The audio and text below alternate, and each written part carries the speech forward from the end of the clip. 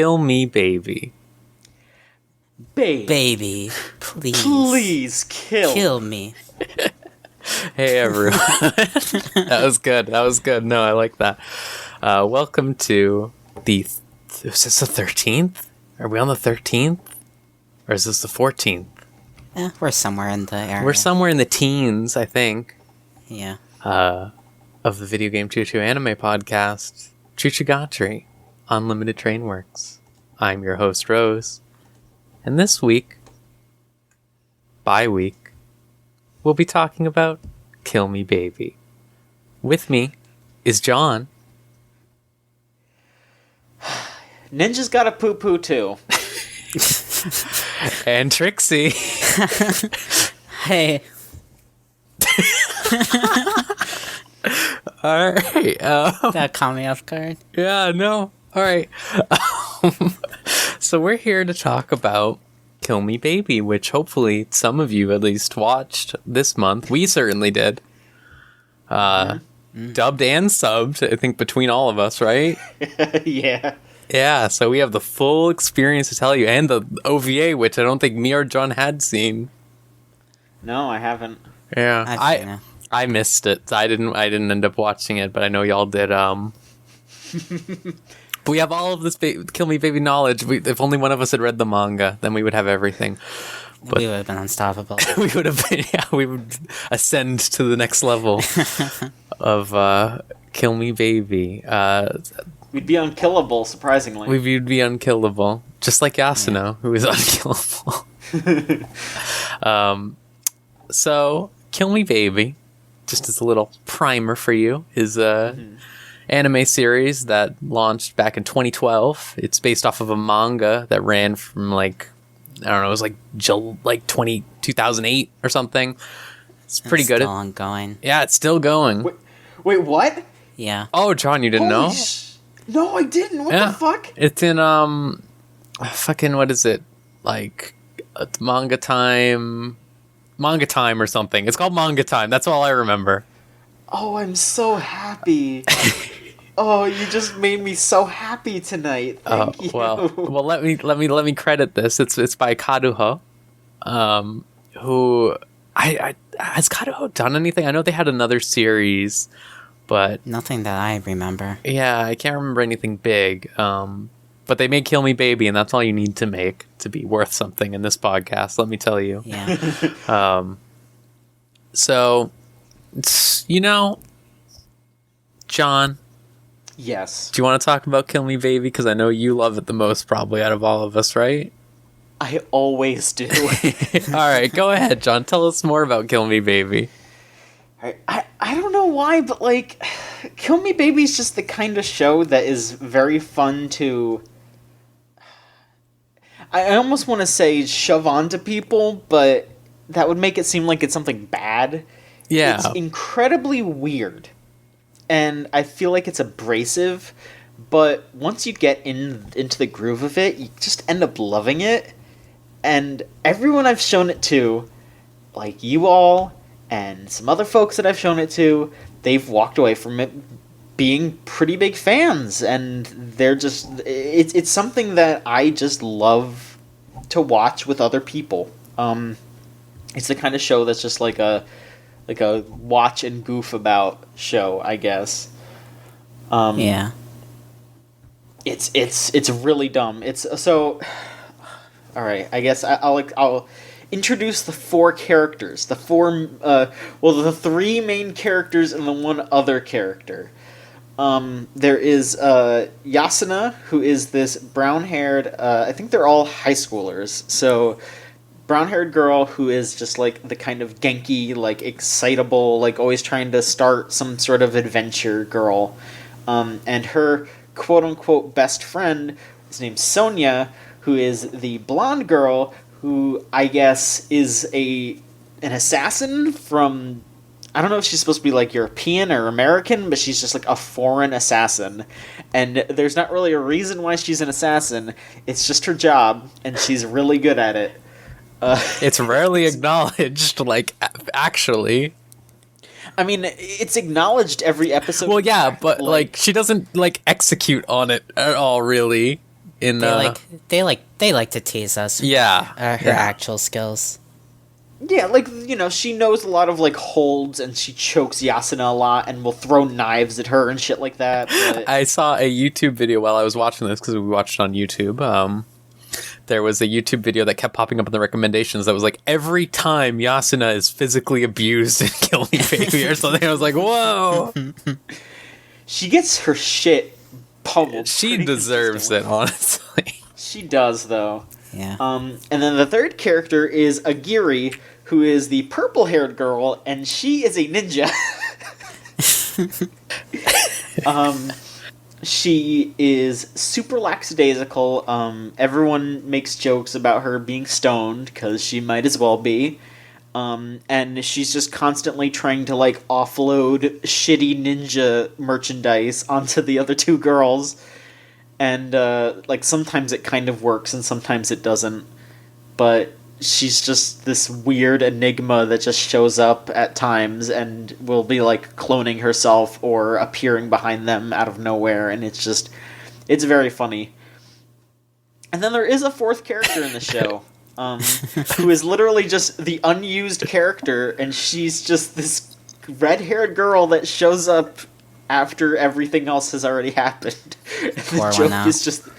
The joke is just that she doesn't actually exist in the show. It's very weird. I really like this description of her on the wiki page for Kill Me Baby. That is a redheaded and green-eyed character with no name, supposed to be part of the main cast, but was dropped as Yasuna had supposedly taken on all her personality traits. She has since vowed revenge against Yasuna and Sonia. Oh, that's good. There's also, like, an old guy who's just constantly in the background and is just old. And the narrator. Yeah, there's a bunch of narrators that just say shit like the next day and one morning and shit like that. All of those narrators are done by two voice actors. One guy and one girl. That explains it. Which is quite amazing considering their ranges. It is quite amazing, but they also will, like, just go through a bunch of different weird-ass voices, and some of them are pretty funny, and some of them are just like, alright, you're trying to do some, like, really shitty, like, accent, and it's either, like, sometimes it's a little, like, you're getting kind of close to being a little racist here, and then some of them are just like, okay, you're just doing a really shitty French accent, and this is kind of funny, so sometimes I don't know. It's stupid. Sometimes it sounds extremely horny for no good reason. It does, yeah. Oh, alright, so that out of the way, description, you know what Kill Me Baby is now, and let me tell you, I love Kill Me Baby. It's great. I watched it years ago because my girlfriend Natalie sent me the ending one time. She was like, I'm watching this anime. It was really good. This ending. And I was like, whoa. And I watched it. I was like, oh shit, this is really good. And then we watched all people try to do the dance like for like a week or something. It was great. I watched it then. Didn't watch it again until now. But I really like it. It's still great. It's still a nice comedy. It's still like... It's like a meaner Nichijou, kind of. That's how I think of it. Yeah, like, it's very just, like, lackadaisical and, like, the characters just kind of hanging out and doing dumb shit. But then it just has this layer of, oh, Sonia also just wants to straight up murder Yasuna constantly. Yeah. And who can blame her? Because Yasuna is a motherfucker.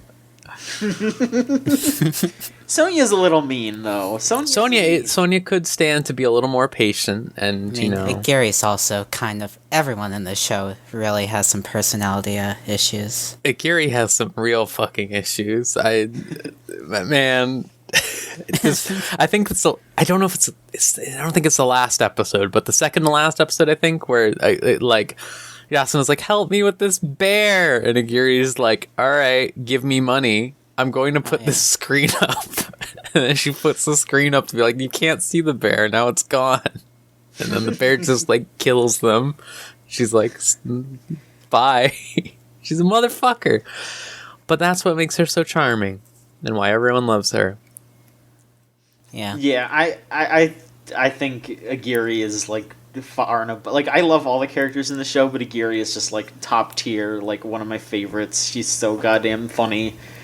just appearing out of nowhere to be like, "Hey girls, who wants to buy this ninja technique?" And they're like, "What's the ninja technique?" And she's just like, "It's a water ninja technique." And then she like takes out a scroll and will just like pour water out of it, and it's just like, "Oh, it's actually a water bottle." There you go. That's what it is. The most horrifying one to me was the one where it was like she had that like body whatever where you stack the boxes up and then she appears or whatever, and then they put it in the wrong order, and then you just hear like a scream, and it's like, oh my god, what happened? That was the second to last episode. Oh, that was horrible. Yeah. You don't just hear a scream, you definitely hear some like like some like fucked up like creature noises because they like stacked her wrong, and it's just like, yeah, well, that's what happens. I really like that they show her ninja techniques even less than Sonia's assassin techniques. Yeah. And yet she's still very much a ninja. Yeah, they show it just enough where you're like, she's got some sort of like abilities, but they show it not enough for you to be like, is she actually a ninja, or is there just like some other weird thing that she does and she's just kind of riding off of that? Like, maybe she just has a lot of technology, maybe she's just got like a lot of twins that she doesn't care lives or dies. Like, God. who knows? I guess if Sonia thinks she's a real ninja, then I guess. She has to be. Yeah. If it was just Yasuna, then it's like, alright, Yasuna will believe anything. But if Sonia believes it, then I believe it. Yeah, so, yeah, I love this show. So, the one thing, though, this was absolutely a rewatch. I remember the first time I watched it was a few years ago, and it was explicitly because I was in a Discord call with some of the folks from Chooch, and we were, like, imposing Watch Mojo videos on each other, just trying to find, like, the worst Watch Mojo videos. Oh my god. And one of them was the worst anime openings, and we were, like, you know, just watching it and clowning on all of it, and then they played the Kill Me Baby opening, and I was just like, no, that was the best one. What are you talking about? Kill me, baby. And so as soon as I saw that, I went out of my way to find Kill Me Baby. And by went out of my way, I mean I typed it in on YouTube, and I saw that someone has been keeping it uploaded on YouTube. No matter how many times it gets copyright strikes, that same person keeps re-uploading it, and I think they just eventually gave up. So it's all on YouTube. Well, you know what? That gives me a good opportunity to talk about something that happened with Kill Me Baby, which is that the voice actress for Agiri, who is Ai Takabe, she got in trouble for carrying a very small amount of cocaine. Mm-hmm. And Japan, as we've seen recently with not exactly anime news, but the game Judgment had that same exact thing happen recently. Japan doesn't take too kindly to that sort of thing. No. Or at least I should say Japanese businesses don't take too kindly to that sort of thing. She was immediately removed from all of the show's credits on like the website and stuff like that when it happened. And they also removed Kill Me Baby from all streaming sites. You can't buy it physically, stuff like that. Like, and I think that's still true today. Yeah. I think it's on Verve now. You think? I didn't see it when I was looking, but I wouldn't be surprised if High Dive got it or something. Yeah, maybe it's on High Dive. I don't know. Because the same thing happened with Wandering Sun as well. That's not on Crunchyroll anymore. I don't know if Aoi Hana is also taken down from stuff, but she was in that as well. Damn. All right. I checked on because.moe, which is actually a really good way to find out what is on and what is not, like where things are streaming. It is on High Dive. All right. Hey, well, that's Nice. good. Because for a good while, they had removed it from, like, everywhere. And they definitely removed her accreditation, stuff like that. It's fucked up, you know? I think we've talked about it enough on these various shows, but... Damn. Agiri really was stoned. But yes, she was stoned. Yeah. Yeah, it's a shame, but at least now it's available legally, and also that random person on YouTube. I legitimately hope that us talking about this doesn't like get them in trouble, because like honestly, God bless them for just keeping it up all these years. A true hero. Someone out there just really fucking loves Kill Me Baby and wants everyone to watch it with them, and you know what? Good. It is the dub, though, so if you are dub adverse... Dub-phobic. Yeah, I think the subs might also be on there. I think they are. I think I saw them.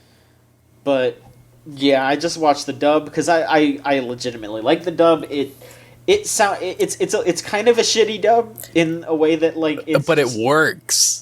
Exactly, like the fact that it's kind of just like these like 3 or 4 ladies just doing these really like almost crappy high pitched voices makes it work, because it's just like, yeah, you know, that's what they would sound like. And we did watch a subbed episode. We had to watch a subbed episode because I think one of the dubbed episodes on YouTube wasn't actually there. And I mean, honestly, it basically sounded the same. So, I don't know if it's true or not, but Gary's voice actress in the English dub absolutely sounds like the shadow people in Utena. Like, did you hear? Did you hear? God, that if you've ever seen that, yeah, like it sounds exactly like that. Yeah. Trixie, what did you think? Tell me your Kill Me Baby thought. Is this your first time watching it? I can't remember. Yeah, it is. It was. Oh, tell me if I need to know. Yeah. I really loved it. I'm a sucker for slapstick and that sort of thing, so this was pretty much my jam. I think my only actual issue with it is that some of the humor seems like weirdly timed or not executed well. There's a lot of shots where just nothing happens after a joke is said. Almost like, you know, did you get the joke that was said? Yeah. Which is, it feels kind of weird considering how fast-paced the show wants to be. Absolutely, yeah. Just grinds to a halt sometimes. But, it definitely improved as it went on. The winter episode, I think, had my favorite humor in the entire show of just slapstick throwing icicles and snowballs at each other. Also, Yasuna dreaming fucked up. Especially like the magical girl bit. That joke with her swapping a Gary and Sonia at the end of whatever episode that was absolutely my favorite joke of the whole show. Can I just say, that part was funny, but I forgot about it. I forgot about that segment, and it knocked me the fuck out of my seat when it said, "Baby, please, Milky" on the screen. As soon as I saw that, because I put these episodes in the Chooch side tube. We watched this in the side tube. It was fun. When that happened, I had to pause, and I was just sitting there going, wait. Like, I fell out of my fucking chair. It was way too much. It was good. And then I got back up in my seat, I composed myself, and I said, well, now I know what we're going to call the episode of Choochagatari. Oh no. Oh my god. Do I want to be associated with Baby Please Milky? It's a little too late for that now, Rose. Yeah, I guess so. Oh. I love this show, though. I highly recommend it. It's just a lot of dumb fun. It really is, and you know, if you're a lesbian out there, or you enjoy lesbian content, this is a dynamic that I think most of us can get behind. Also, Sonya just sounds like an assassin Kobayashi to me, and I know that's because they have it's because it's Kobayashi, yeah. But it's she's just assassin Kobayashi. It's good. I remember that was the thing when Kobayashi Dragon Maid came out. I was just like, oh my god, is Sonya Kobayashi? Like, what? It took some getting used to. That's good. All I can think about is the dub now. This is my first time seeing the dub, and I think this is my preferred way, honestly. It's just like... it captures, like we said, like it really captures that energy of the chaotic, like not giving a shit that I feel like really encapsulates this show really good. That's the ethos of that show.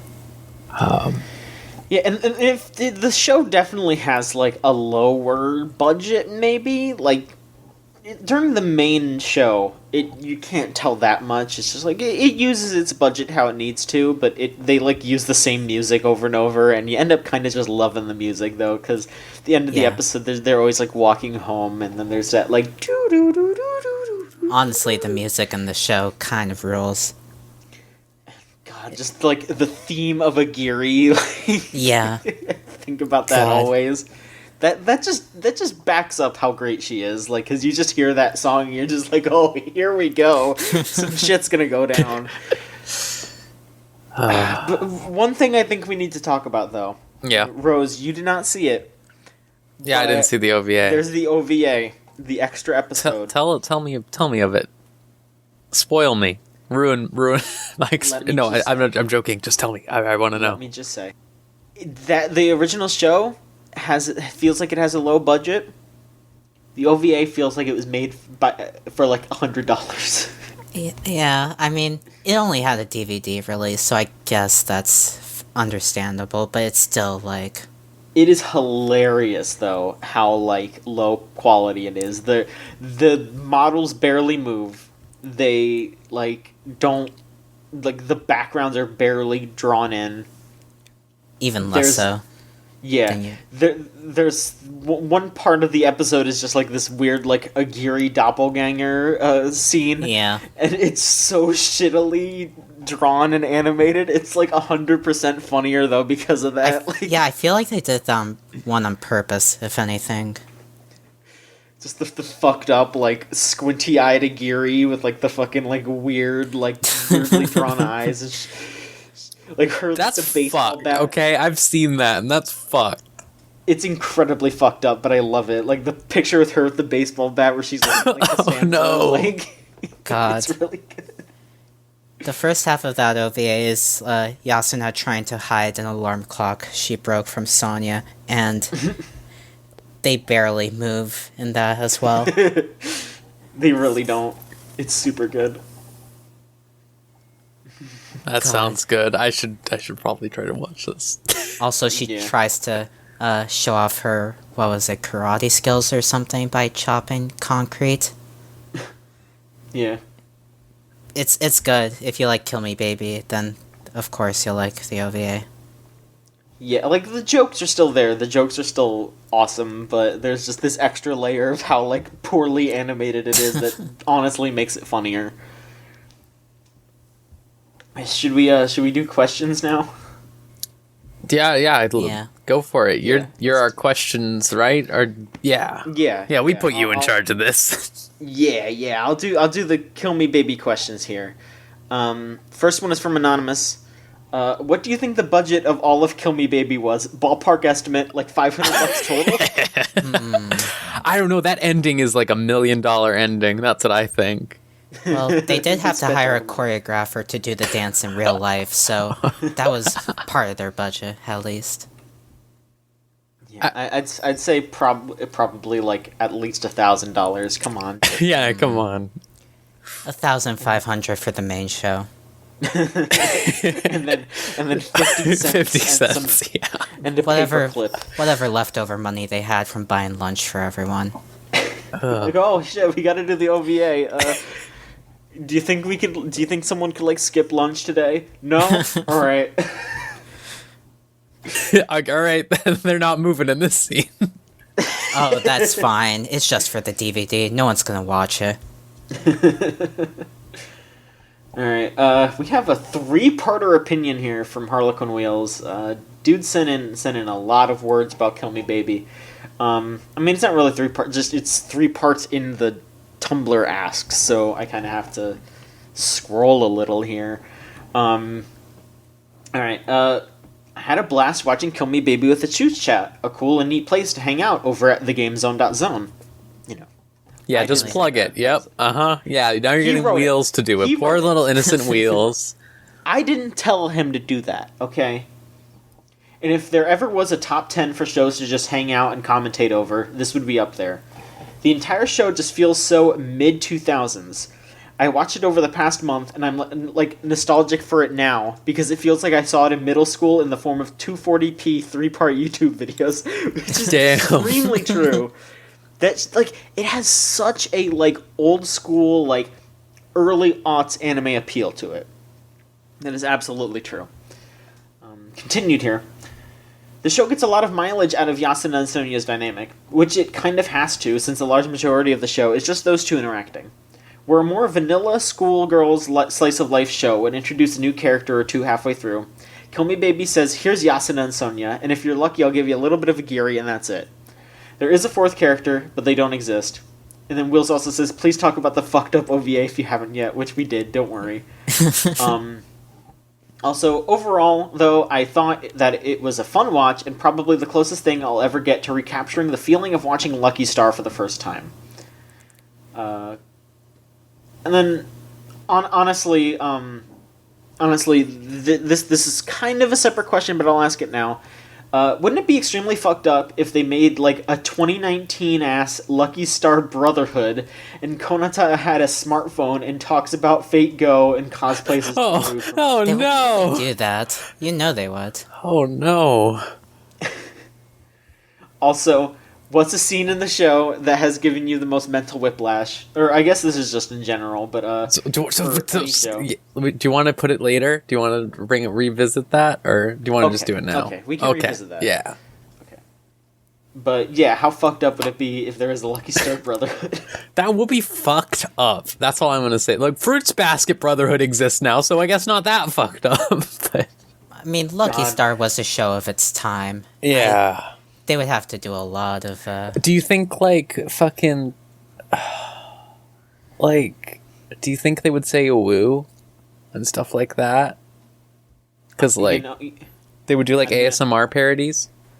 I'm gonna fuck you up right now, Rose. They wouldn't say woo. They would say umu. Oh, God. No. I'm just thinking, because, like, I don't... And there would be an episode.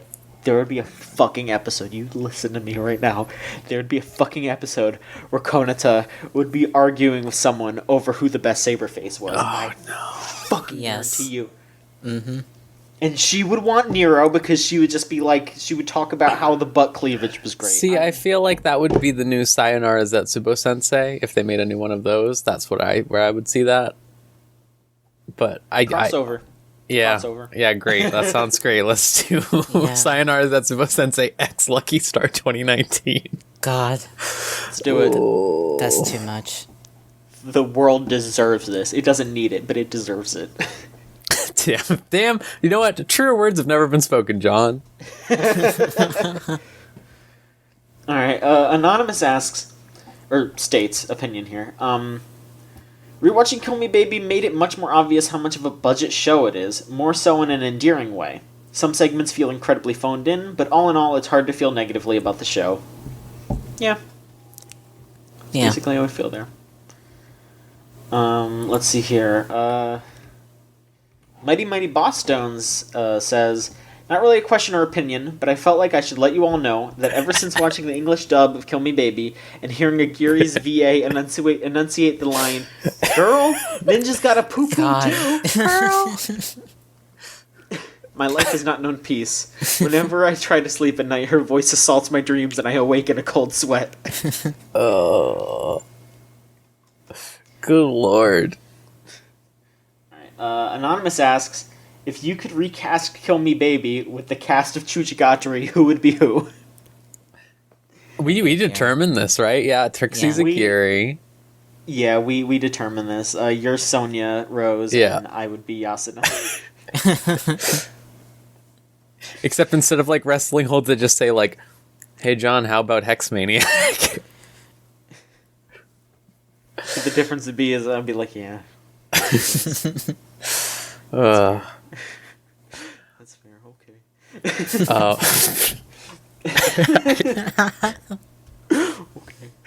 Okay.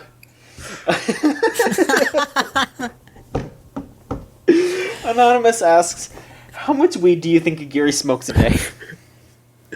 Yes. I'm gonna say like 3 bowls, and then she still has room for edibles later. Honestly, like she's a wild animal.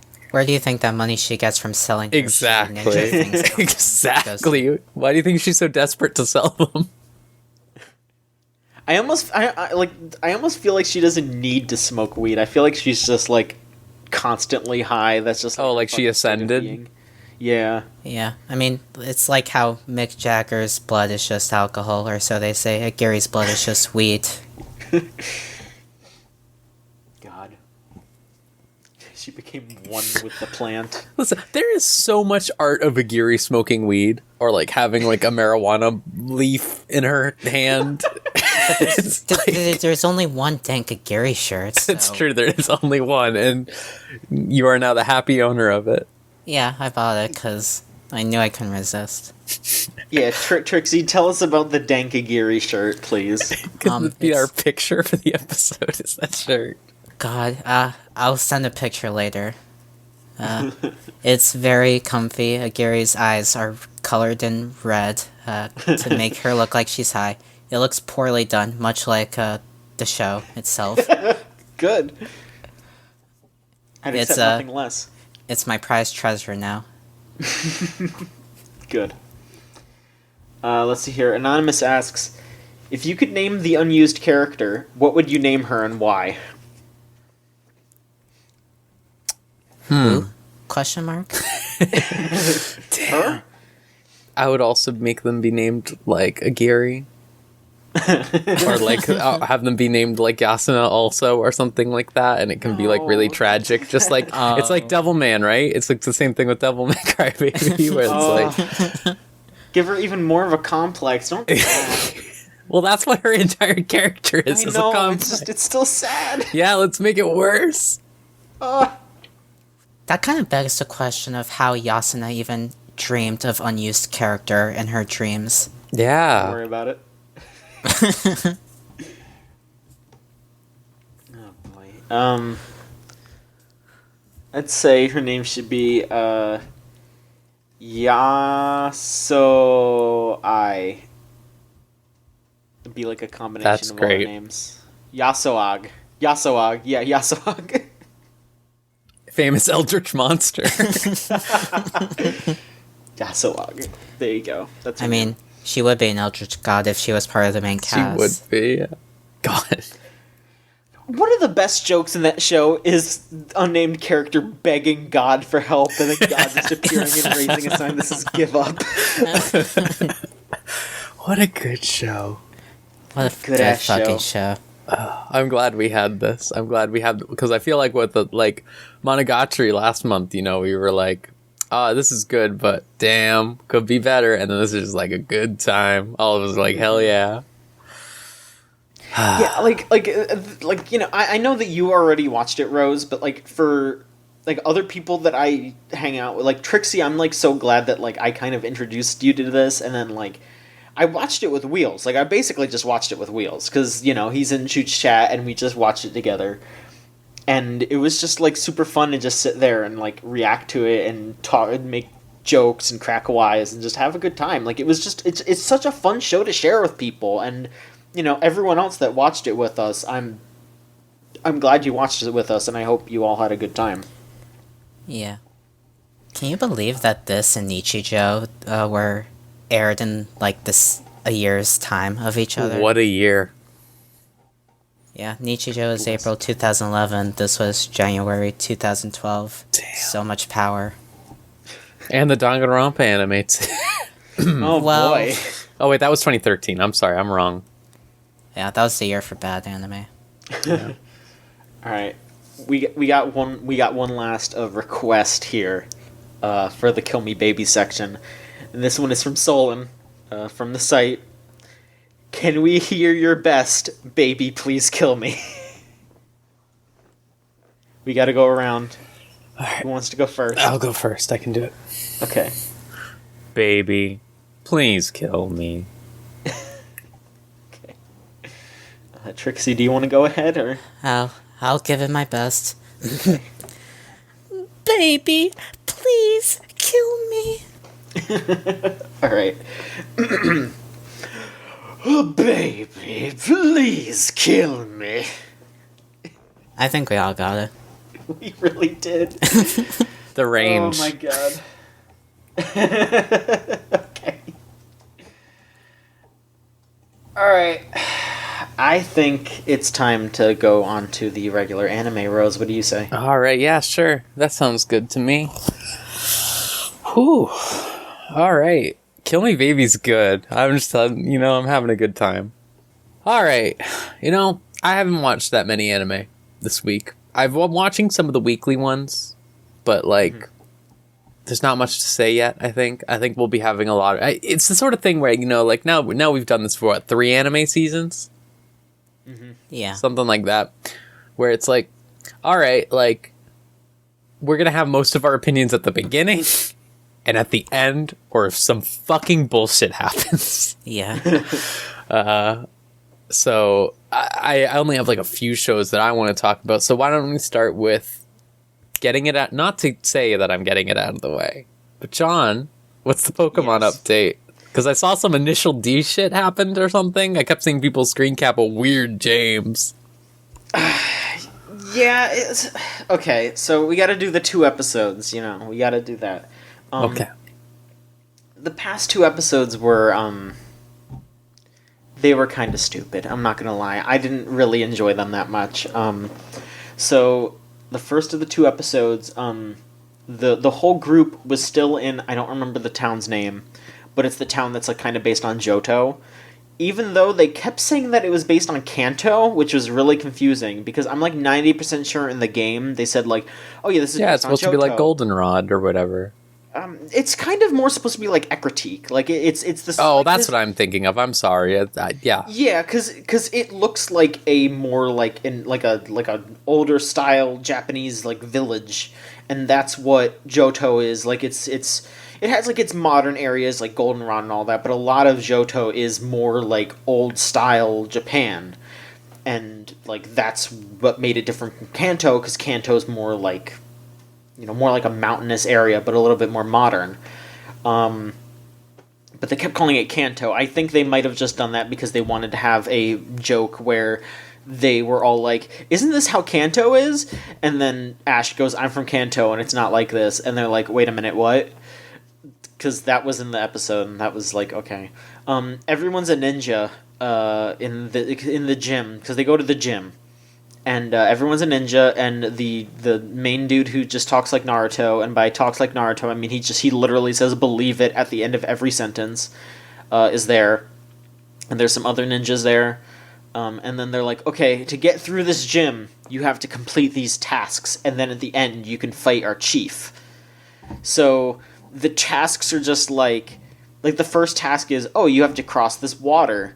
And they just do it they're supposed to do it with those ninja water shoes where they stuck the big wooden barrel toppers on their feet, and then they walk across the water.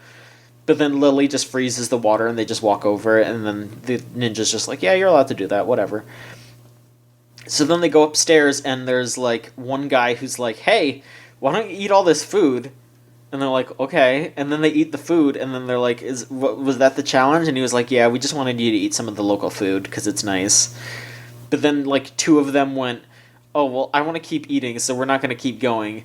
And I was like, wait, is this seriously what they're going to do? They're going to, shave off people from the group in this really stupid way? And they totally did. Because then the next part... Because they lost Sophocles and Mallow there, because Sophocles is fat, so he likes to eat. Isn't that funny? Isn't that humor? Real good humor there. And then Mallow stayed behind because she was like, I want to learn all the ingredients, because she's a cook. So she stayed behind. And then they went up the next floor, and they had to do a ninja star challenge, and they had to throw shuriken into targets, and everyone did it except for Lily, and Lily almost killed someone because she accidentally threw the shuriken at people. So she was like, well, I gotta stay behind because I fucked it up. So she stays behind. So it's Ash, Kaiki and Lana left, and they go up the next floor, and Kaki it's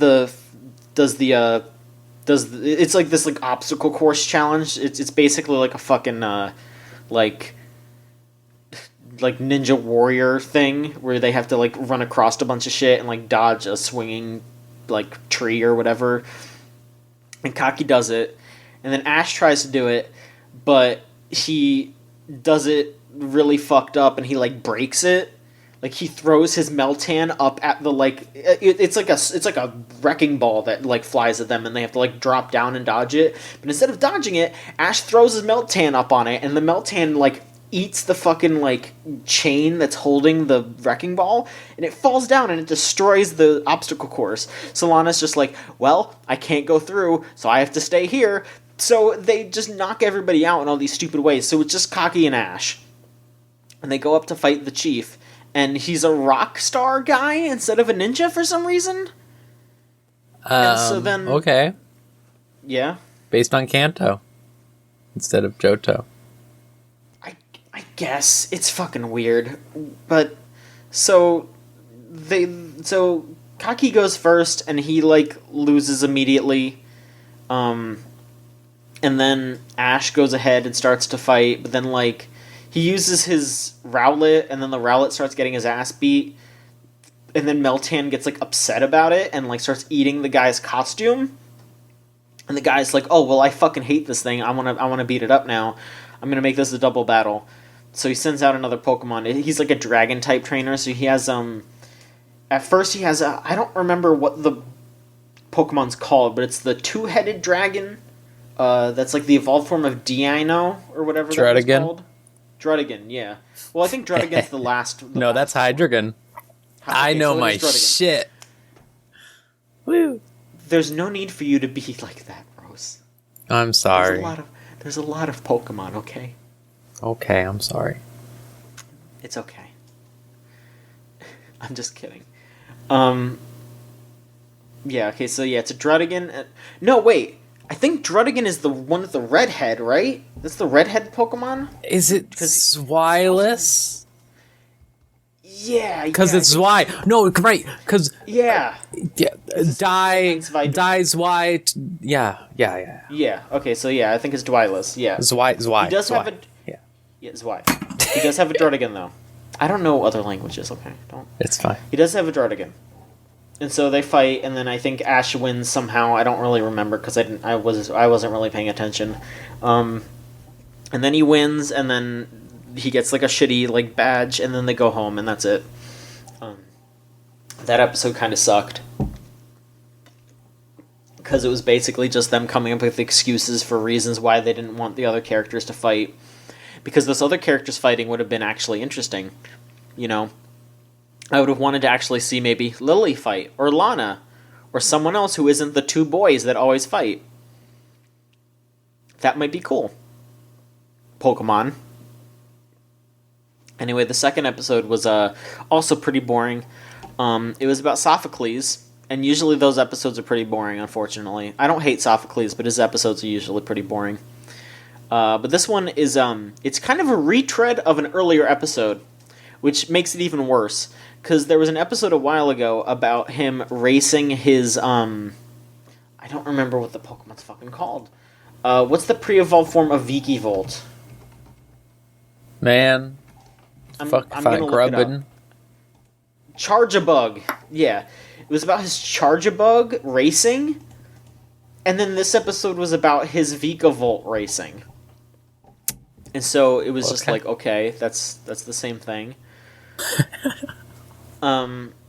But they did they strapped like a VR helmet onto the Vikavolt so he can like, it was really fucking weird. He like, Sophocles was like in like a VR chamber where he was like sitting on top of a Vikavolt like standee or something.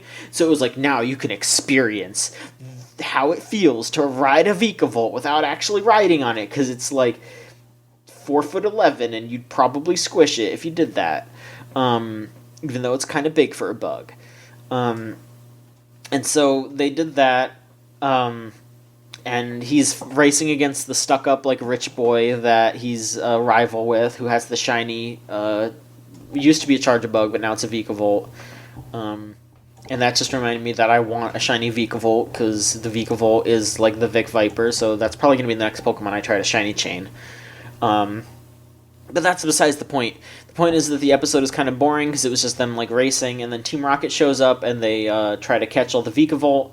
And that's why James was doing the initial face, because he was also racing. And someone on Twitter told me that I guess James's voice actor is also the main dude from Initial D's voice actor. Oh, okay. I could be wrong, or they could be wrong. So I don't know. Maybe I'm gonna trust them and say yes. But they make jokes like that pretty often. Like there's been jokes. Like one of the better jokes was there was a joke where Jessie was trying to be an actress. And they showed like all of the roles that Jessie's voice actress played in animes. Like it was Jessie like dressed up as all the different characters that she plays. Oh, that's good. Which is really good. But the best part though is that when they translated it to America, they did that same joke kinda, except because like her most famous role other than Jessie is Lena Inverse in Japan. They actually got Lena Inverse's U.S. actress to just for that like one line where she just like pops in and says something. It's really cute. It's really good. Like no kid would get that joke. Like they just like, why does Jessie sound different in this scene? But like all the fucking anime nerds are gonna be like, wow, what the fuck? That's cool. But yeah, the like Sophocles like helps save everybody, but. Something that I'm getting a little frustrated with, I don't even know if frustrated is the right word, it's just kind of boring. They introduce the whole, like, oh, instead of Team Rocket blasting off now, they have Beware, like, grab them and take them home. They don't even, like, let Team Rocket fight back anymore in the show, because, like, Sophocles, like, released all the Vikavolt, and then, like, they were getting ready to fight back, and then Beware just shows up and takes them home. And it's just like, okay, well, that's alright, whatever. I guess that's that. So it's not even like he did anything. He like cut some rope and that's it. So then he wins the race, and then he gets a bug Z, he gets a Z crystal, and then he's like, wow, I wish I had a Z ring to use this, and then Hapu shows up and she goes, I heard what happened in the cave where you freed all the Vikavolt. Here's a Z ring, and so now he has a Z ring, and that's it. That was the end of the episode. It's almost done. I guess. It's weird to think about. Yeah, it is. I am excited about the next episode, though, because it looks legit good. I think I talked about it a little while ago. This next episode is going to be about Lana fishing for a Kyogre. Hell yeah. Or Kyogre, I don't know how to pronounce it. I just say Kyogre all the time. Kyogre, who cares? yeah. No one's going to stop me. Kyogre, is like, come on the show if you want to fight about it. Yeah, Kyogre. The same thing with Rayquaza. Yeah, I just say Rayquaza. I say Rayquaza. It's supposed to be Rayquaza, but I feel like really? It is supposed to be Rayquaza, but it's fucking Rayquaza. I say Rayquaza. Who cares? But yeah, that's Pokemon right now. It was boring, and it's just it's them like really shoddily trying to set up the other characters having a shot at the Pokemon League. Because they're not gonna. They have, like, 2 Pokemon. They're gonna lose. Like, don't try to kid yourself. It's just gonna be Ash, and he's gonna lose because he always has to lose. So they're just all gonna lose. It's whatever. That's what happens with these, shonens. I guess. Yeah, that's that. Well, Trixie, I want to ask you about this because I'm very curious and I'm going to watch it at some point because I love cute things. Tell me about Rilakkuma and Kaoru. Rilakkuma and Kaoru is a Netflix show, one that's all released, which means you can actually watch it, unlike other Netflix anime that's currently airing. But yeah, it's about this woman, Kaoru, and her, not pets, specifically not pets, bear roommates, Rilakkuma, Korilakkuma, and her bird Hirotori. It's a stop motion clay show. It's gorgeous looking. If you're into that style, they do it very well here. Everything looks really nicely done and delicate, like they took their time with it, of course. It's Gretsuko, sort of, in that it deals with work and social worries and anxiety, but instead of being about Sanrio and death metal, it's just about an adult woman who's worried about her life forever. So very Damn, relatable. same. Yeah. It has the appearance of a kid's show, and I thought it was going to be one going in, and it sort of has that vibe, but I would say Gretsuko was the same sort of thing, seeming like a kid's show and then not actually being one. So yeah, there's not much to say. If you like worrying about work and trying to deal with social anxieties, Rilakuma and Karu's pretty good. Apparently it was an anniversary special, so probably not a sequel, unfortunately. Aw. Yeah. It's cute. It's 13 episodes, so that's more than the Gretsuko so far has. Even with the special for Gretsuko? Because I've never seen the special yet still, but I know that it exists. That's I think that would be Gretsuko having 11 episodes. Damn, alright, hey. Yeah.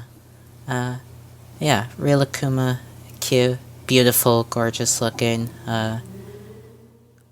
Good to binge watch as well. I pretty much binge watched in a couple sessions. It works well for that kind of thing. Good. Alright. Let me think about... So, like I said, watching the weekly stuff, you know. I feel like I'm still watching most of the things I talked about. For better or worse, friends. Let me tell you. Yeah. I know we were talking about... I'm caught up on the Ao-chan anime. Like, I've seen, like, all of the episodes and stuff. Because we were talking about how that... Yeah.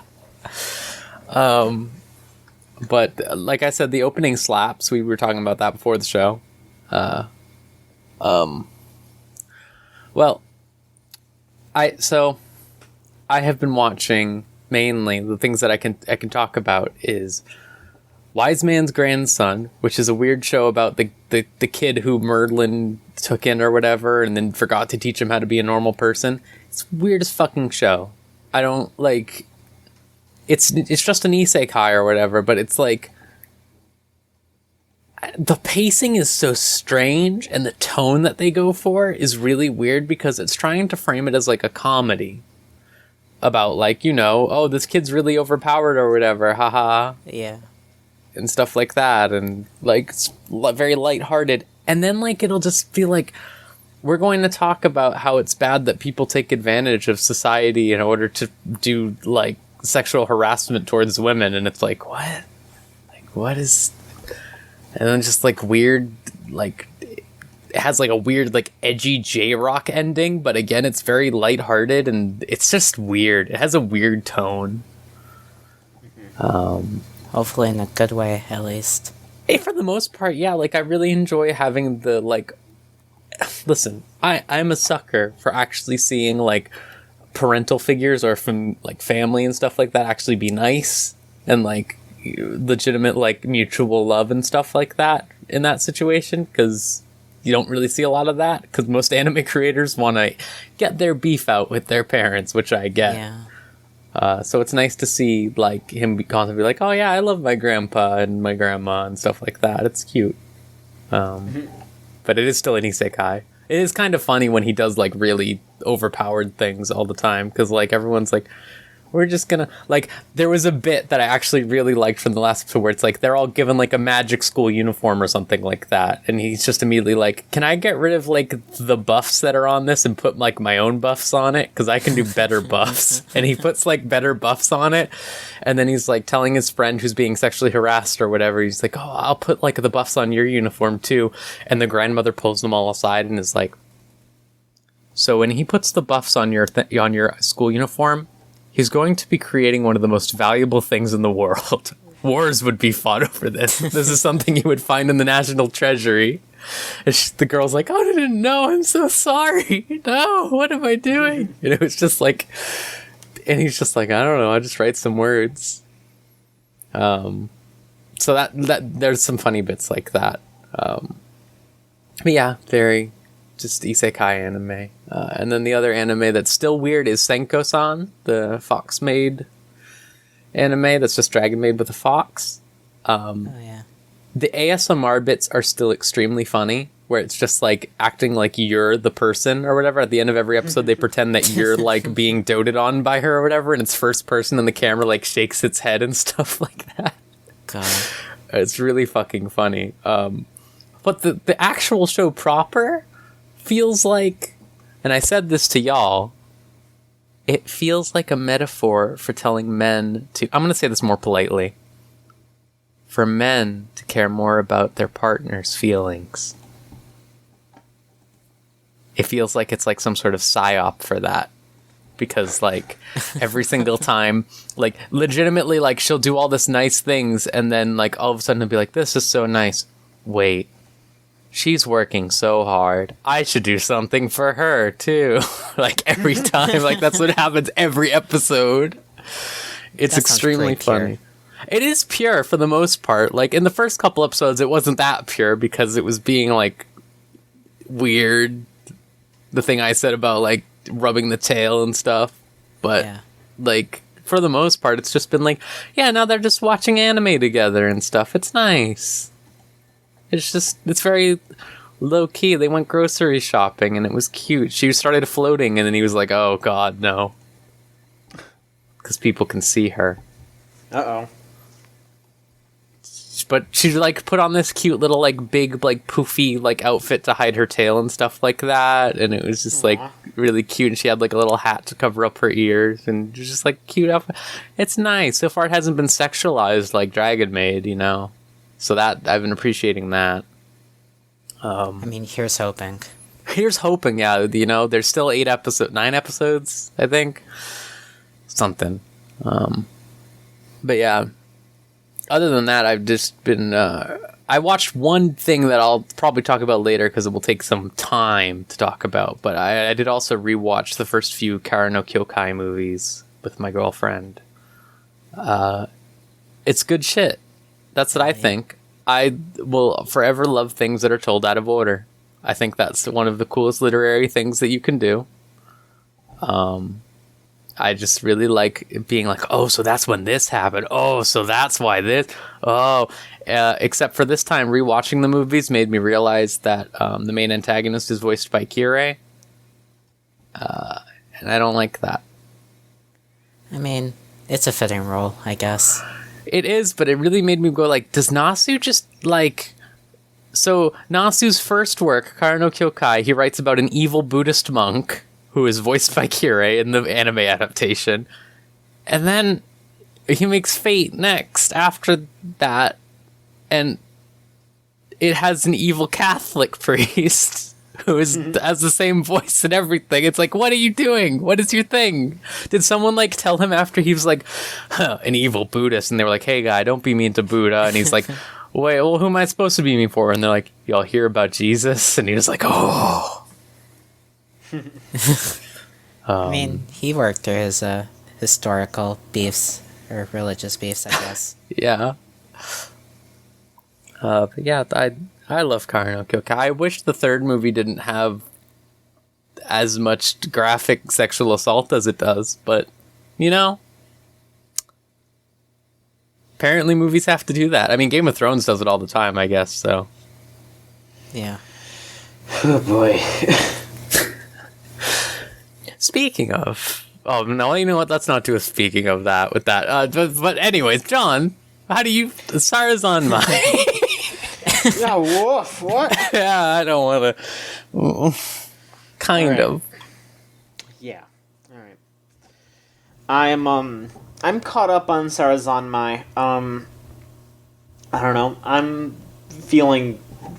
I don't know if I want to say I'm feeling middle of the road about it because I'm still watching it and I'm still like interested in it, but I'm also just kind of like, alright, where are you going with this?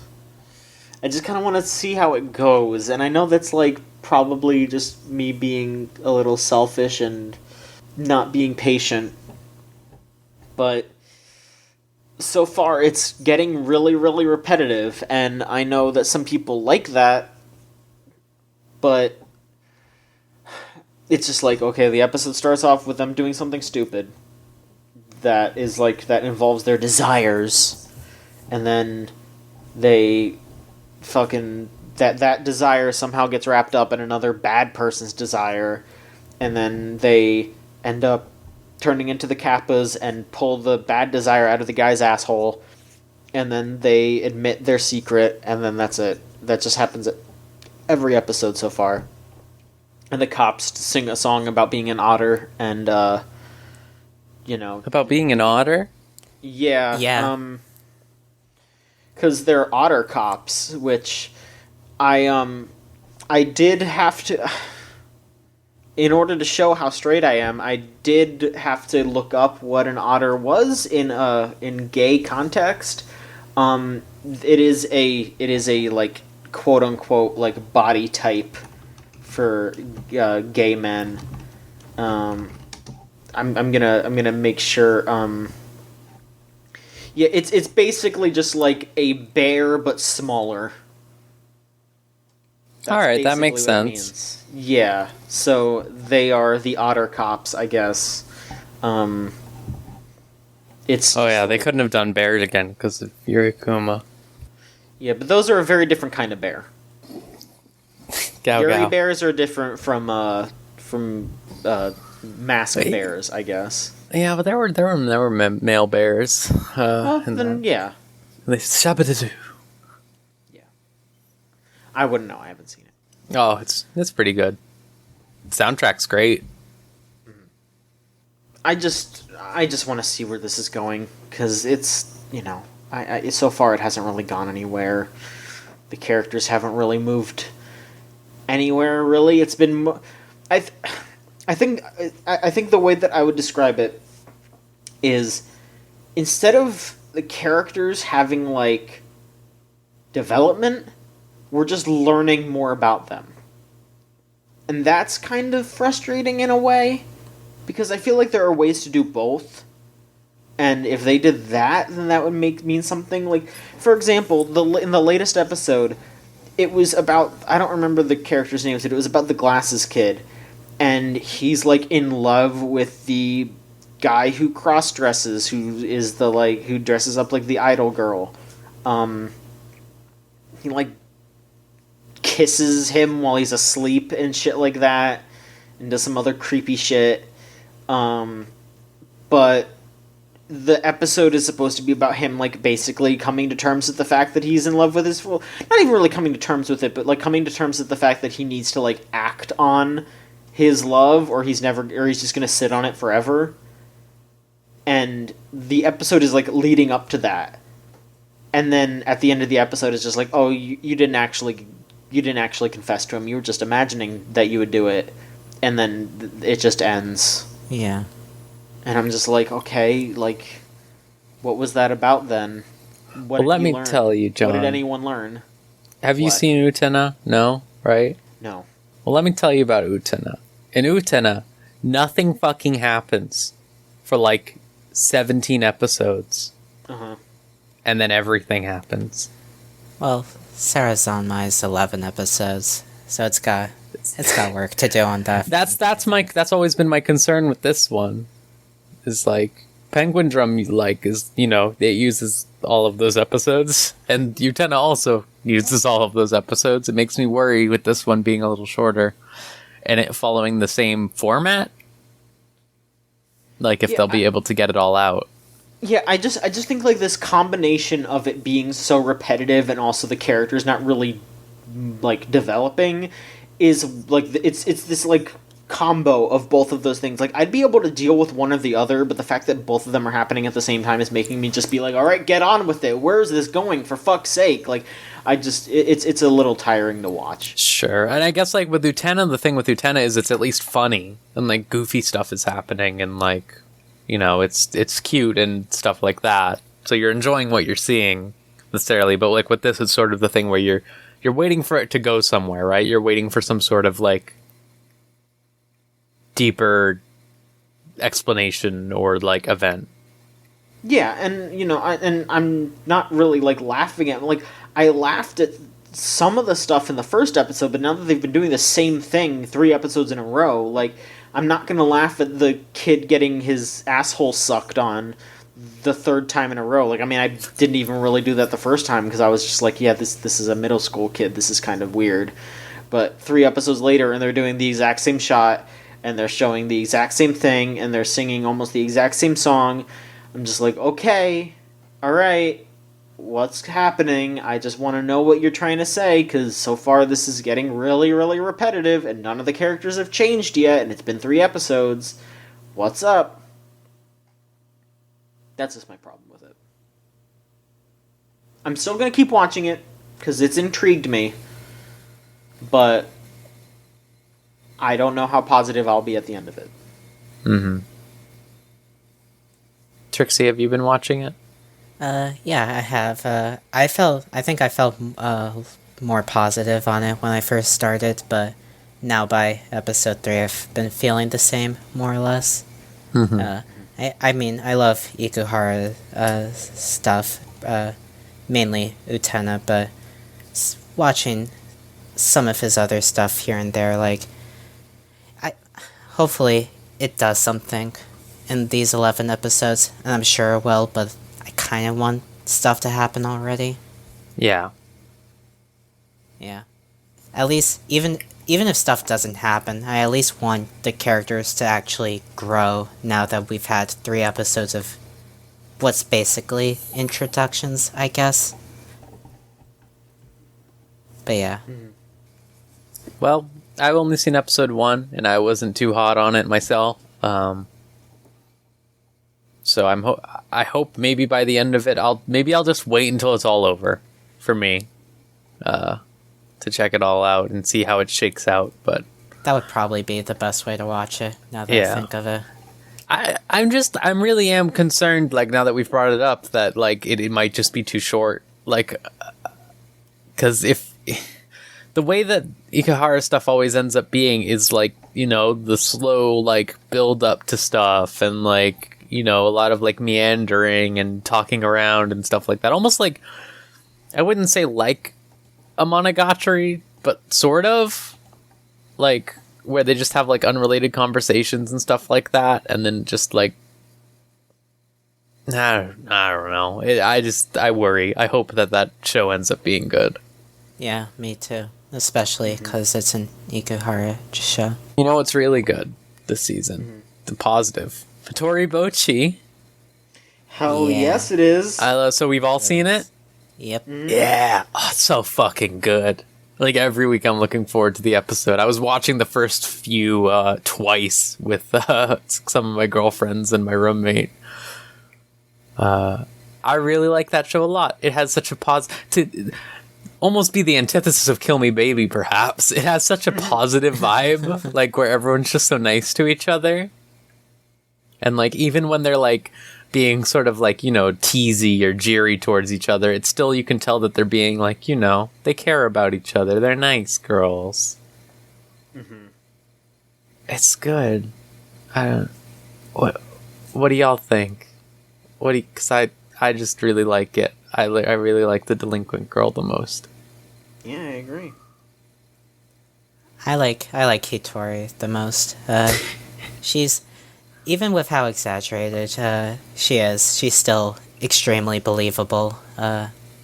It's in a way that doesn't feel condescending or mean or demeaning of her situation at all. It's really it's really nice. I wish a lot more shows were this kind of positive, at least. Yeah, me too. My favorite bit so far has been the episode where she invites them over her house, and like her two friends the next day are like, "Oh, she's sick, huh? I wonder how she's doing." And one of the girls is like, "Listen, she's gonna text us right now, and she's going to say that act like we've already forgotten her or something, and that we have a new friend," and like they have like play out this whole skit of it or whatever, and then they just get a text that's like, "Konnichiwa." It's me, Hitori. God, I'm in your class. Do you remember me? Please don't forget me. this is the stuff I like. Yeah, this is the stuff I like. Oh, that was so good. I just really like that. And her serious outfit with the otter kigurumi. God.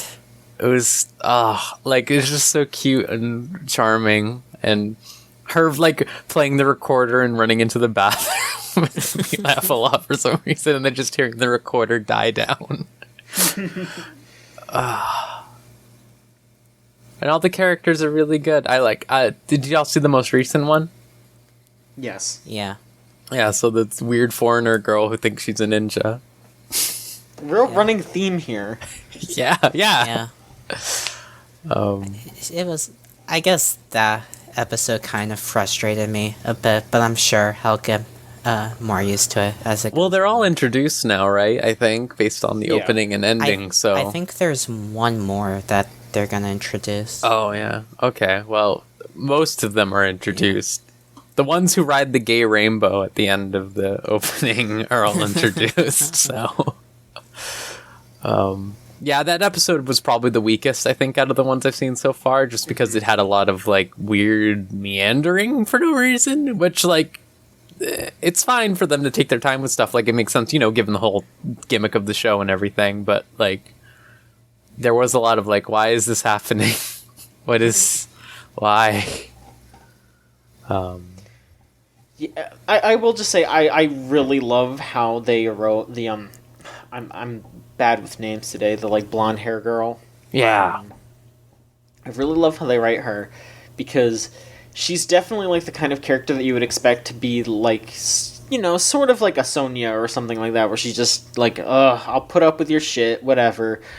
But she's so understanding of Hitori's like issues, and it really warmed my heart. Just like it made me feel so good to just see a character that, you know, recognize that Hitori has like a mental illness, and she's just like, instead of putting up with it, she understands it and works with it, and she's like, look, you know, like, you don't have to say that, I understand, I care about you, like, don't worry about it. Like, that just warms my heart so much. Like, there needs to be more people, not just characters, there needs to be more people like that in the world. Like, just understand that people are gonna believe things that aren't necessarily like rational, and comfort them about it, because, you know, it's not rational, but that's what their brain's telling them, and, you know, they need to hear somebody outside of them telling them that it's not rational so they can understand and process it.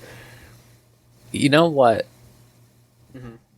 This is reminding me I watched something else. Yes. So that is something that I absolutely appreciate, because there's too much anime where they all act like absolutely not real people, absolutely off the chain, just like ridiculous caricatures of like aggression and stuff like that. That's something I appreciate about Nako, is her name. She's supposed to be like whatever, like delinquent girl or whatever, like the teacher's afraid of her, which is really funny. But she's just nice, you know, she acts like a normal person. And like she can be rude or whatever, but it's not rude in like an outlandish way or like an overly aggressive one. It's just like, yeah. So I watched this movie called Aura, I believe it's called. And that was like, I had no idea what it was. My roommate put it on because she thought that it was like an actual like isekai anime or something. It wasn't. It was literally like a movie that was Choonabu, but like way more not playing off like bad things happening as a joke. It was like super serious or whatever. And everyone in that movie, it was basically about like a bunch of Choonies getting bullied for being Choonies. And like the way that they were getting bullied was like insane. Like it wasn't just like they did like the, you know, the stuff that you would normally see, like they wrote on her desk or something like that, or like they like would do like, you know, like name calling stuff like that or whatever, laughing at them. That's like normal. They escalated the bullying to the point where like they were like breaking their like bones and like in the middle of a classroom, and like everyone would be like, oh yeah, that happened, whoops, and the teacher's just like, haha, oh well. And like That it was seems just very it was insane. Also, all of the bullying was predicated on the concept that, oh, the Choonie kids are breaking school rules, you know, if we broke school rules we'd get in trouble. Like, what if we smoked in the hallways? We'd get in trouble or whatever. And, like, but it wasn't just, like, 4 kids or something. It was, like, literally, like, half of a class were all acting like this. And it was just, like, this is not... I'm not able to take this seriously, you know? I will say a little thing that I liked about Kill Me Baby is that another thing that I liked about Kill Me Baby is that in the earlier episodes, they pretty specifically have, like, background characters like, whispering, saying, like, what's wrong with them? Are they okay? Like, why are they acting like this? This is... That movie was really weird. It was, like... It was just basically Choonabu. Like, just straight up, it was dead-ass just Choonabu, basically. Except, like even with the main dude being a like, reformed Choonie, which is always a funny thing to think about. I don't know how you become a reformed Choonie. If anyone knows, help me. But it was just, like... Yeah, I don't know. It was really weird. It was a really weird thing to watch, and it's just, like...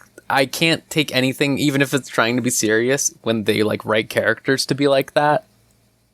Because it's, like, why would, like, this whole group of people, like, really just start beating up on these Choonies who are just sitting there doing nothing? Like, I know that, like, bullying is like that. Okay, don't get me wrong. I know that, like, bullying just happens randomly and stuff like that, and it doesn't have to be a reason, but, like, there has to be, like, an element of realism to it, or like an actual like it would have made more sense if they were like, I just don't like how they look, but the whole like, oh, they're breaking school rules thing was like, so like, okay, sure, seems really over the top. Like bullies don't like try to like rationalize their own behavior like ever, they just do it. It was just felt like really weird in that regard. And then they started blackmailing the main dude so he would stop hanging out with them because they found a Choonie picture of him. And I was just like, who cares? I don't know. Weird movie. Yeah, fucked up. John. Yes. Tell me about JoJo. I'm all caught up with JoJo. Oh, shit. Yeah. I don't know if we should... I mean, it's old as shit, but yeah. I don't know if we I should mean, talk me and about Trixie have spoilers. read it, right? Trixie, have you read it? Yeah, I have. Yeah, so we both know. We know the shit. No, but we have an audience. Well, Yeah, we do. Dick to the audience. Fine, be vague. Okay. Damn, I can't believe that wild shit happened in that episode. That was crazy. Fuck off. Wild shit. What? Less vague. What? Damn, I can't believe that wild shit happened to that specific character. Narancia is fucked up. It was, yeah, that Narancia bit was very hard to watch. That was very upsetting. But it was extremely funny when they just, like, grabbed the ladybug out of his hand and were just like, what's this? Oh, wow, the thing that we've been searching for is right here, implanted in the statue. Like, it was so stupid, but very funny. Oh, man. Yeah, I thought it was good. I think this is basically when part 5 is going to start ramping up, because we're actually like in the thick of it with Diavolo and Doppio and all that shit. It's getting exciting. It's definitely getting exciting, and I am looking forward to the rest of it, which is, a bit different from how I was feeling, where I was kind of just going through the motions, but now it's just like, oh, all right, we're in it now. This feels like it's wrapping up, and I'm excited for that. So yeah, I want to see where this goes. It's like, it feels like it's wrapping up, but I also know that there's still like another almost 20 episodes or something. 11. Right? Yeah. Oh, 11? Yeah. Oh. It'll probably finish by the end of this, or rather, by the end of this season or next season. So pretty close. Wow. That's But weird. it still feels like it's wrapping up regardless, so... It feels like it's wrapping up, but then I remember, I know that a character from the past appears, and I know that there's all the shit with the golden arrow.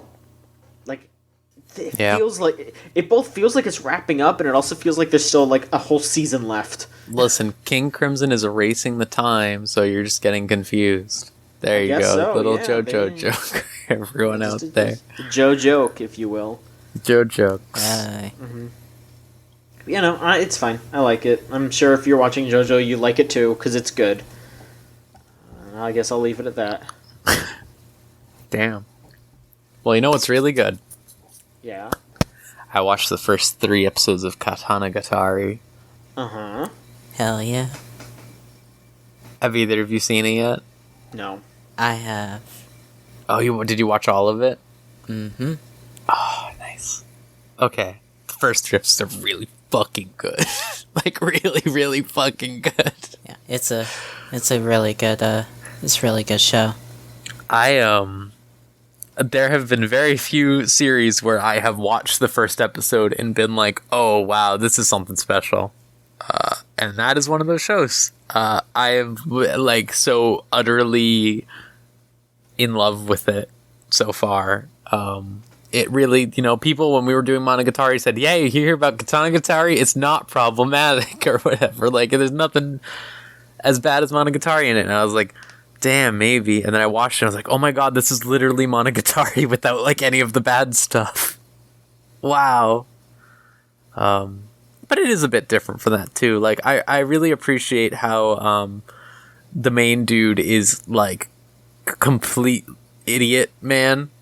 He's just very stupid. And he hates how much everyone is talking all the time, which is a really good character to have in a Monogatari series. The 3rd episode in particular, where they go to the shrine where the abused women all go, it was really, really, really good. I don't know how to formulate exactly how I feel, probably because I need to watch all of it, but the art is really pretty, the art style is really, really good, the presentation is the music's really good. All of it just being all talking leading up into a really cool fight at the end is the sickest shit. I love that. And it being that format for each episode is really cool. Yeah. It probably looks as good as it does because when Katanagatari aired, they released an episode a month to mirror how the books originally came out, which was a volume a month. Yeah, and they each take place in a month or whatever. Every episode takes place a month apart. Yeah, each episode represents a month. It's really cool shit.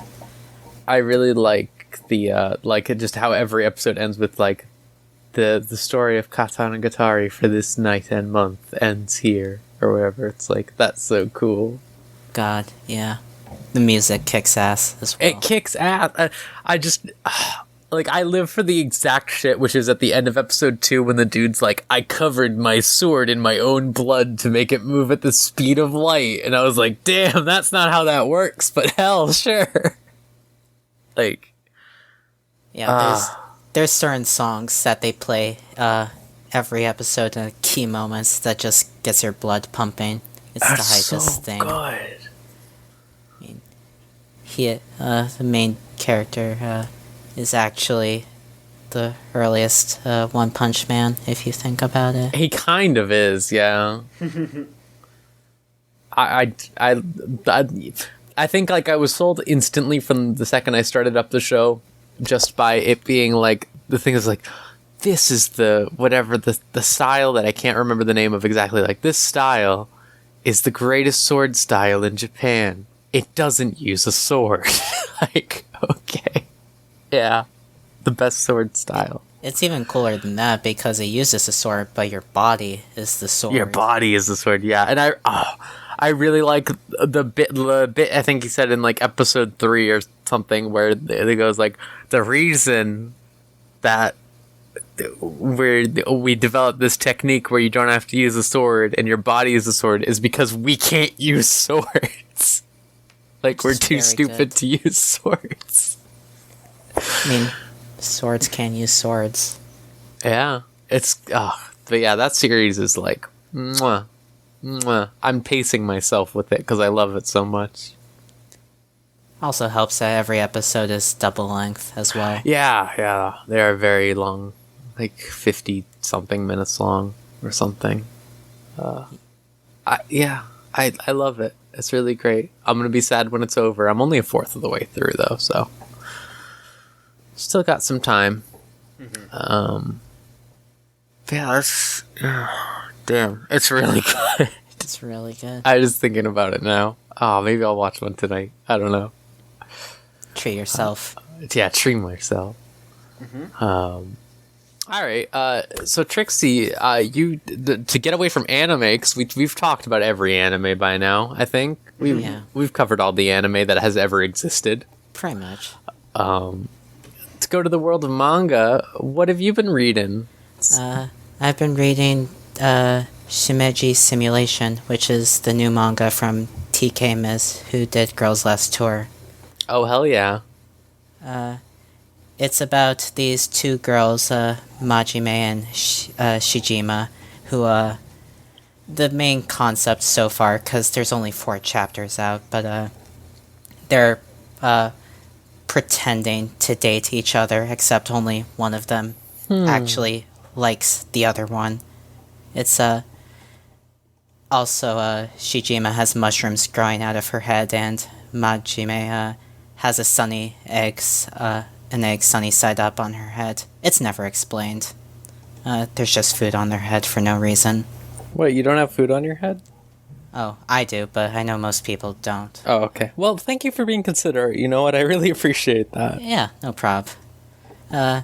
It's pretty funny. The paneling and art's cool and creative, like TK Miz usually does. It's also getting into its philosophy, much like Girls Last Tour. It's somehow already more depressing at the beginning of this than Girls Last Tour was for a lot of it. Sounds good to me.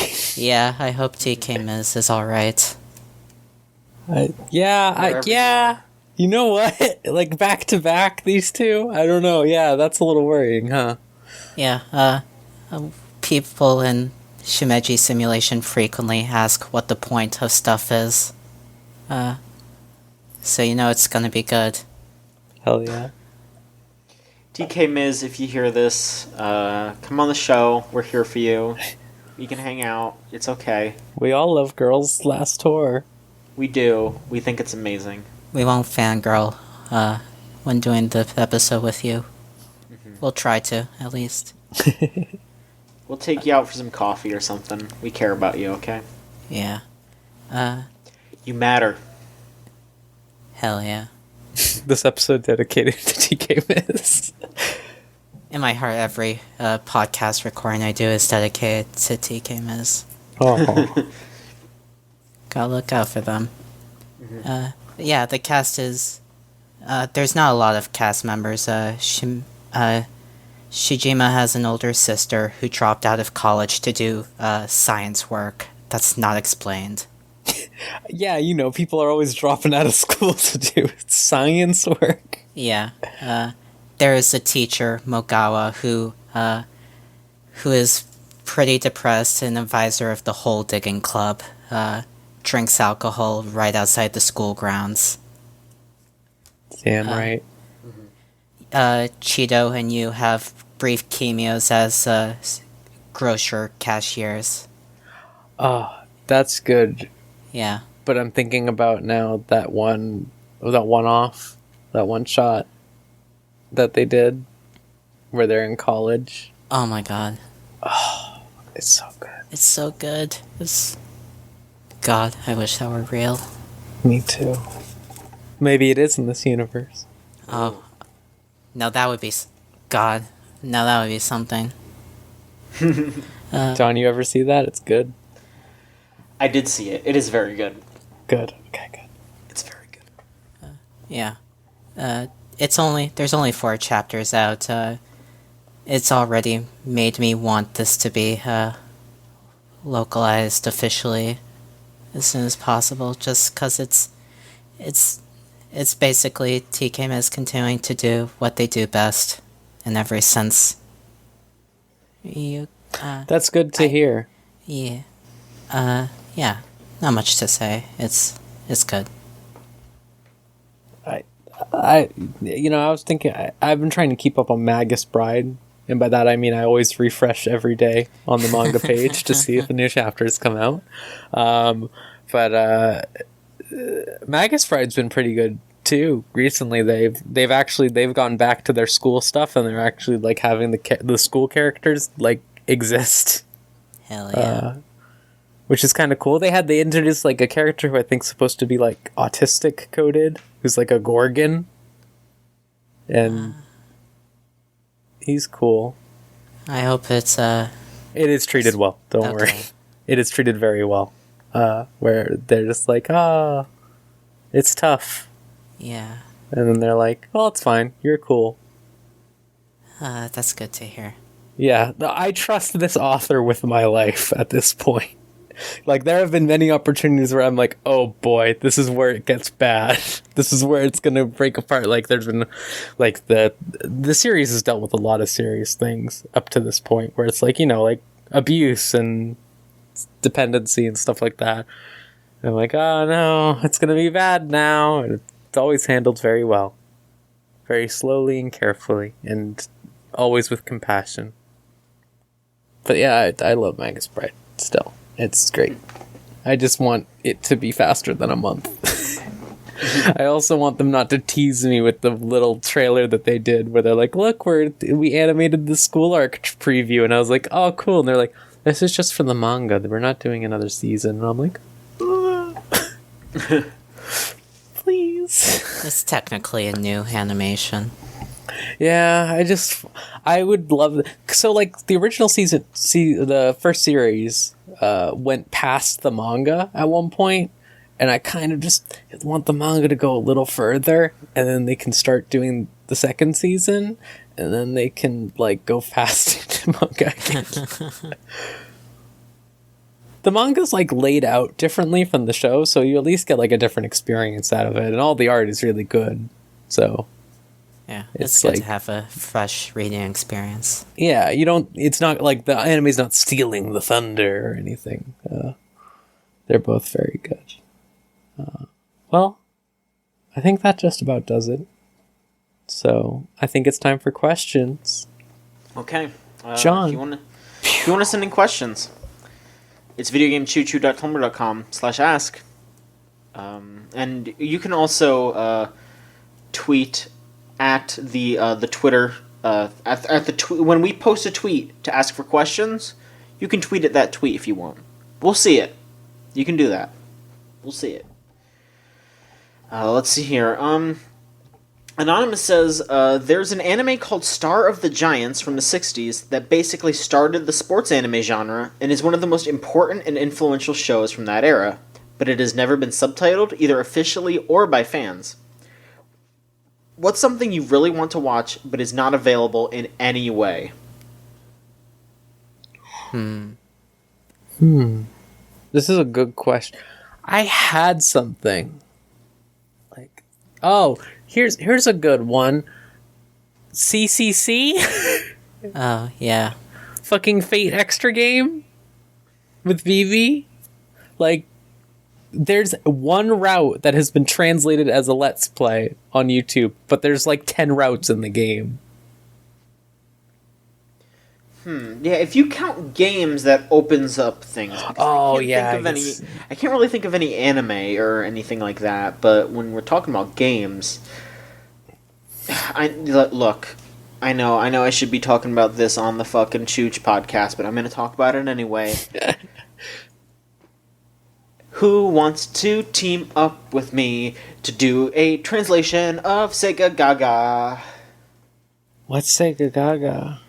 So, when the Dreamcast was failing... A great start. Yeah, and Sega knew that they were going down the shitter. They made a game called Sega Gaga that was basically just making fun of themselves and about how poorly the Dreamcast was selling. Nice. Hey, alright. Yeah. And it's this really extremely weird RPG where you just play as a dude in a really sweet Sega jacket that I still want to this day. If anyone out there does like jacket commissions, I guess get at me, because I want that jacket really bad. But it's just like this really weird like Sega send off where it was just Sega like knowing that they were gonna die but not like fully ready to admit it, just being like, well, so long everybody, and making this weird parody game at the expense of themselves and also at the expense of some of the other folks in the gaming industry. Like, you know that picture of the like guy at Sega like with his head in his hands and there's like Dreamcasts behind him? Yeah. Yeah. That's from Sega Gaga. Perfect. Maybe we can figure something out. Let's all talk. If you know how to do translation coding. Let's figure something out, folks. I guess my example isn't quite the same as something that hasn't been subbed, but Satoshi Kon was working on a movie before he died called The Dream Machine, and I wish that had been finished, because the way he described it was incredibly... It made it sound very enticing, and unfortunately we wouldn't be able to get it, but yeah. Yeah, definitely stuff that like just doesn't exist really would also be interesting, you know, like not just stuff that's like stuck because of translation, like things that were canceled or things that, you know, didn't come out because of someone's death. Like, you know, I'll say it. Mega Man Legends 3, come on. One day he'll come off the moon and we'll all be happy. I wish it was easier to get a hold of the Gurren Lagann parallel works because I love them. You ever see any of those? No. They're all just like the artists going fucking buck wild with some like fucking like mission statement of some sort. Like, what if Gurren Lagann was in feudal Japan? And then they just do a 5-minute music video for it. That sounds good. And there's like 13 of them, I think. They're really good. Damn. There's one, if you've ever seen like the gifs of like Yoko where she's like dancing and stuff, like that's where it's from. There's one where it's just a music video for Yoko. Yeah, that one's good. It's like, you are my star. It's great. So there's not like an easy way to watch those. They're not on like like official release. There's no official release. They were included in like the Blu-ray of the Japanese release. And like none of them are subtitled and some of them have dialogue. Unfortunate. You can find a couple of them on YouTube, but not all of them. You can just find like the feudal one I was talking about. I think the band one where they're all in like a rock band, and then the Yoko one. Okay. Those are all really good. Anonymous says, this is an opinion here, I think one of the most surprising things about Saranzanmai is how easy it is to watch. Following along in the footsteps of Utena and Penguin Drum, the repetition present in the show makes it feel very familiar, even while introducing themes I expect anime to handle terribly. You know, I mean, I disagree, but that's, you know, that's fine That's fine for you to feel. Just I guess if you're more interested in the themes than the characters, I guess that would probably entice you a lot more. Yeah, at least so far, it hasn't handled its themes bad, I would say. I feel like at times it's been a little wonky with it, in a sense that, like, I still think it's really weird that, like, the second episode was, like, this weird thing about the, I guess, main dude, like, trying to help his little brother. Yeah. Being like, my little brother wants a cat. I'm gonna steal this cat off somebody's porch. Yeah. I'm just like, what? Huh? Some people only know how to steal. I guess so. Be nicer, everybody. Come on. Come now. Be nicer. Sensory Punk asks, who's your favorite voice actor? I got two. The two I will always stand by. Milky Sawashiro. Fucking Butch legend. Right over there. Second one is Takahito Koyasu, who is Dio. Yeah, that's good. He's in so many things, and his voice is so recognizable every single time. He was that demon in the most recent episode of Kimetsu no Yaiba with the arms. He's the clown from ReZero. He's Ozymandias in Fate, and it's so obvious every time it's him because he's like, "Ah!" It's so good. Yeah. Ah, it's so good. This is where I'm gonna completely show my ass here. I don't really pay attention to voice actors in anime. Wow. Well, name like a character you like a lot, and I can probably tell you. I don't know. I it's hard to say. Like it's not really something I pay that much attention to. Wow. I guess it's kind of. I pay a lot of attention to it because, like, well, it's more like I watch so many series that, like, eventually it's like, oh wait, is that guy from that anime? Like, like Leorio from Hunter x Hunter. I can recognize him anywhere. I can recognize his voice actor anyway. He was like this one side character who appears in one episode in Log Horizon. And I was like, damn, it's Leorio. And I look at him, I'm right. And I'm like, I can do it in a second. And I'm like, oh, that's cool. I like the specific way that they sound. I mean, I'm also just like bad at that kind of shit. Sure. Like, I'm just bad at like recognizing voices too. Like fucking, you remember how many times fucking Mamoru Miyano would show up in something and it would take me like 10 episodes to find out it was him. Like, and I'm just like, oh shit. Like, everyone knows that guy. I don't. Well, there you go. There's someone you can say you like. There, sure, yeah, I'll say that. Yeah, Speaking of which, did you know he's in Saruman-san? Did you know that he's in Saruman-san? I could tell in the first episode. Sarazanmai. Sarazanmai. There we go. It's okay. See? I don't know. I don't know who it is. You could tell me any of those characters and I'd be like, yeah, sure, because I don't fucking know who it is. It's the main character, the main lead boy. No. Really? He's. Oh, you just said I could tell you it's anyone and you'd believe me. No, he's one of the gay cops. Yeah. Okay, sure. Okay. That's not a joke. He's, yeah. Waiting for you to say I was kidding, because I don't know. Just kidding. He was a Geary. Oh, shit. Imagine saying dub Ninja's voice. got a poo-poo too. Dub voice. He did the dub voice. God. Oh, boy.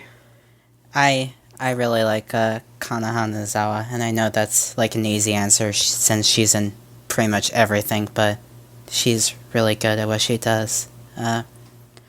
I also like Hiroshi Kamiya, who's Koyomi Araragi. Oh, sure. He does a lot of really good shit. He's in Carol and Tuesday as, I guess, and one of the main characters who seems antagonistic, and he's great in that. Good as rat bastard boy Shinji Mato and Fake God, Day yeah. Night. God. Yeah. He's also Izaya Orihara and Durara. Damn, typecast, huh? Yeah. It's kind of like dirtbag boys. Yeah, like... He's good at the dirtbag boy thing. Okay. Yeah, like, do you know who Miyuki Sawashiro is, John? The name's familiar. She's Kanbaru. Okay. She's like every butch girl in every anime that has ever come out since like 2006. She's also Toko Fukawa. Yeah. Okay. She's like so many people. She's Celty and Durarara. She's fucking like, yeah. Yeah. Okay. Marisa and Toho. I'll try to pay more attention. I'll see. Maybe I'll try to track voices that I enjoy. It's just, I just have a bad ear for it. I really do. I feel like I'd be a lot more appreciative if I just was able to recognize similar voices better. I don't know. I know what you would recognize her in, John. What? She was Fujiko Mine recently. In the most recent Lupin stuff. Yeah, she did a good job in that. Yeah, she's good as hell. Yeah. Alright. Let's see. Alright, I'm not sure if this person necessarily listens to the podcast, because the first part of their question is there anything worth watching this season? And, I mean, we talk about what's good, so, it's that. And this is from Gremlin Warren, I guess, just to say. But the second part of the question, I guess this is something that we could probably, answer. Do you consider yourselves followers of the seasonal anime release cycles? I am. That's for sure. You kind of have to be, just based on where you live now. Yeah. I mean, now that I'm doing this podcast, yes. I was a little bit even before that. I definitely remember, whenever a new anime season would come around, I would, if I was hanging out in a Discord call or just, hanging out or whatever, I'd be like, oh, let's check out the next season, and then you'd be like, this looks like shit, this looks like shit, this looks good, this looks okay, I'd go through that. And, maybe I'd pick one or two shows to watch. But usually I wouldn't rush to it. I'd usually be like, I want to watch something old, or maybe just watch something that I'm interested in.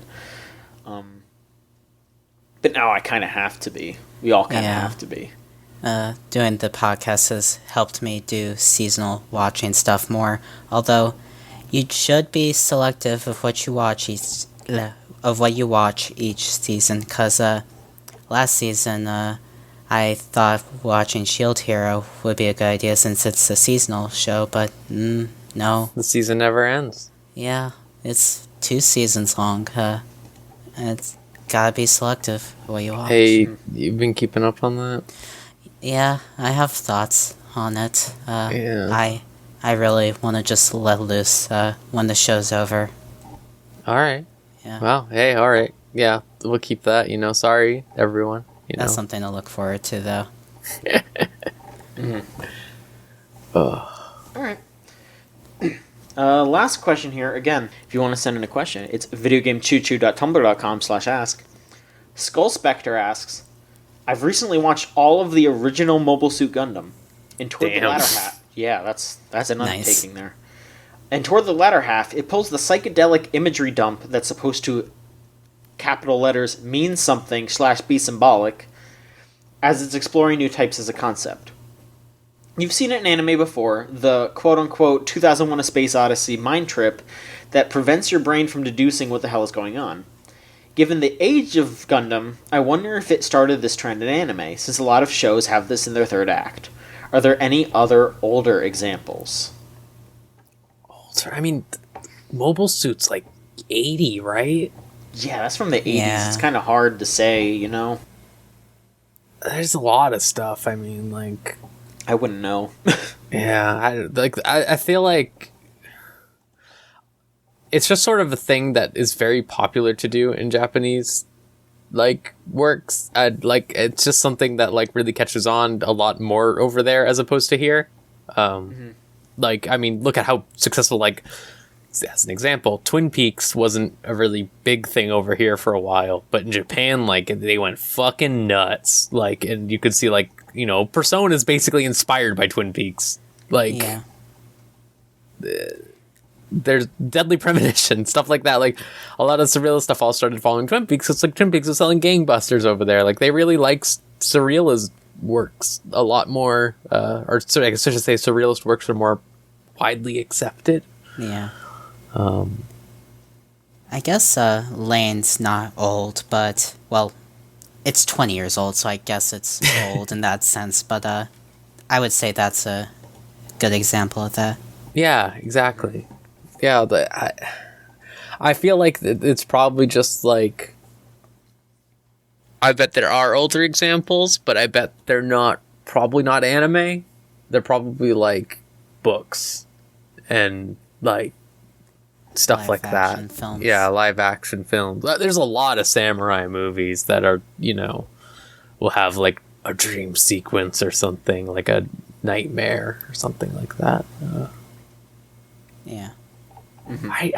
Man, semi-related. I've never seen any Gundam, except for Gundam Seed, I think. Whatever one has the little chibi one.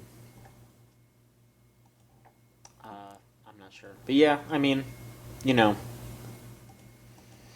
I've only seen War in the Pocket, I think, in total, but I might have watched like episodes here and there of some other stuff. I guess I saw whatever was on Cartoon Network or Toonami occasionally. Yeah. I've just never been able to resonate with it, really, for some reason. Yeah.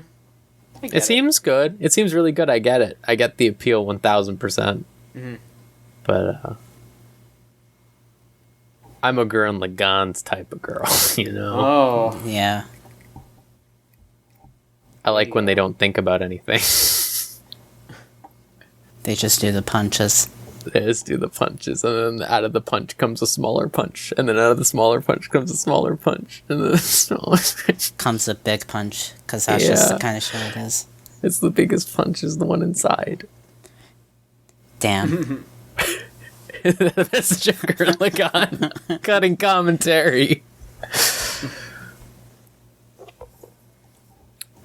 All right, is that it, John? That's it for questions. All right. Well, that's it for this week. Kill Me Baby was great. So, next anime we do for the month, because we pick one every month. Mm-hmm. It's that time again. This time around, it's Trixie's turn. Trixie, what did you pick? I picked Kyo. I couldn't even pronounce it before the show too. Kyoso Giga. It's a tongue twister. Yeah, it's a 10-episode show by Toei Animation. There's an ONA version as well, but this is specifically the TV version, which is on Crunchyroll. All right. Good. I'm glad we don't have to go through YouTube dubs this time around. Yeah. No promises on next time, though. Hopefully Crunchyroll doesn't take down this show, too. That'd be very confusing for people. May 1st rolls around, and they're just like, bye. Ugh. I wouldn't honestly be surprised at this point.